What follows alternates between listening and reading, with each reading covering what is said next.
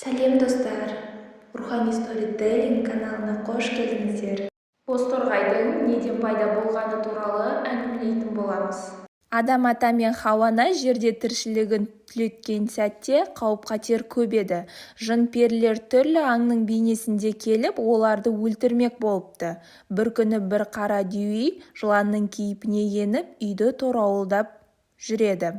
Адам атаның өріске кетіп, Хауананың ошақ басында жүрген сәтін пайдаланып, киіз үйге лып беріп кіріп кетеді. Бұрыш-бұрышпен үнсіз жорғалап бесікте жатқан бөбектерге таяды.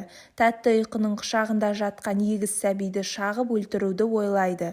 Тілін бөпенің бетіне жақындатқаны сол еді, шыр-шыр еткен дыбысты естиді. Жалт қараса, ғайыптан титімдей торғай пайда болыпты. Ол тыным таппай шырылдап ұшып жүреді. Жылан оған атылып, қанша ұмтылса да ұстай алмайды. Бозторғайдың шырылдаған үнін естіп, Хауана мен Адам ата жүгіріп келеді. Жылан бозторғайды ұстай алмай әлі қуалап жүр екен. Адам ата 8 өрім қамшымен жыланды салып кеп жібереді. Сол сәтте ол дюйға айналып үйден қаша жөнеледі. Торғай Хауананың иығына қонады. Ол беймәлім құстың қайдан келгенін білмей таңырқайды. Хауананың игі әдеті шашын тараған соң қылын жерге түсірмей үнемі жинап жүреді екен. Жылан үйге келгенде сол жиналған шашы Тәңірдің құдіретімен торғайға айналыпты. Сөйтіп сәбилерін аман сақтаған екен. Адам ата торғайды алақанына салып, «Бәрекелді боз құсым, Тәңірім, бұл торғайды бәле-жаладан жырақ қылсын, өзіңе көк шалғынды даланы тұрақ қылсын, әсем үн бер, үніне бүкіл ғалам құлақ түрсін», деп батасын берді. Содан бозторғайға әсем дауыстар еді. Ол құлқын сәріден сайрағанда барша жаратылыс қыбыр етпей елтіп тыңдапты. Даусын естіген жан қайғы шерінен арылады екен. Тоқтамай тағы сайрашы деп жалынады екен. Осы оқиғадан соң жын-пері әйелдің шашына қас болыпты. Ал бозторғай адаммен дос болыпты.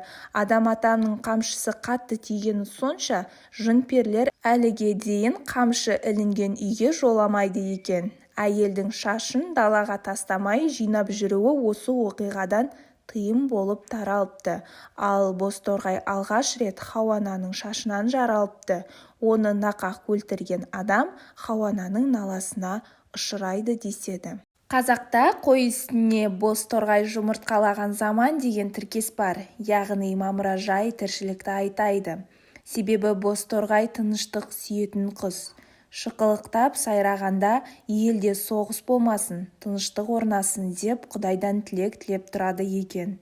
Әрі қарай торғай туралы қызықты мәліметтер. Торғай адамдарға жақын жерде ұя салғанды ұнататын ең танымал құстардың бірі. Ол мейірімді, тапқыр және жанасқыш құс. Торғайдың денесінің орташа ұзындығы 15 сантиметр, ал салмағы 25-35 граммға дейін жетеді. Олардың 35 түрі белгілі. Әрбір түр өзінің тіршілік ету ортасымен, түсімен және өмір сүру салтымен ерекшеленеді. Торғай отырықшы құс. Қысқы мерзімде жылы жаққа қоныс аудармайды, өз тұрақты мекенін өте сирек қалдырады. Бұл құстардың шырылдаған дауысы көктемнің келгенін білдіреді. Орташа өмір сүру ұзақтығы 4-5 жыл.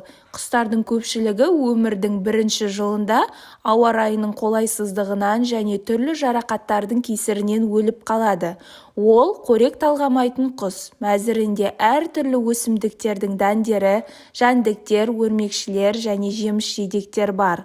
Олар ауыл шаруашылығының басты зиянкестерінің бірі болып саналады. Бір топ торғай егін алқабын толығымен жойып жіберуі мүмкін. Бірақ сонымен қатар бұл құстар өсімдіктерге зиян келтіретін жәндіктердің санын азайтып отырады екен. Осылайша торғайдың шаруашылыққа тигізетін пайдасы келтірілген залалдан асып түседі.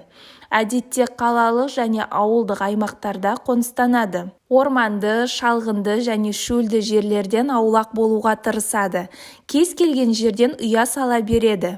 Мысалға, балкон, үйші, қоқыс үйінділері, ағаш немесе тастан жасалған ғимараттардың шұңқырлары, Ұя құрылысы наурыз айында басталады, ал сәуір айында қанаттылар жұмыртқа сала бастайды. 2 аптадан кейін балапандар дүниеге келіп, 14-17 күн өткен соң ұша бастайды. Балапандар өскесін ата-анасының қасында қалады, сондықтан торғайлардың отарлары үлкен. Мамандар соңғы 15 жыл ішінде торғайлардың саны азайып келе жатқандығын айтуда. Мұның себебі белгісіз, бірақ бұл мәселеге бейжай қарауға болмайды. Өйткені олар табиғатта маңызды рөл атқарады. Торғайларға қарап, экожүйенің қазіргі жағдайы қандай екенін айтуға болады. Менің каналыма тіркеліп, қолдауларыңызды сұраймын.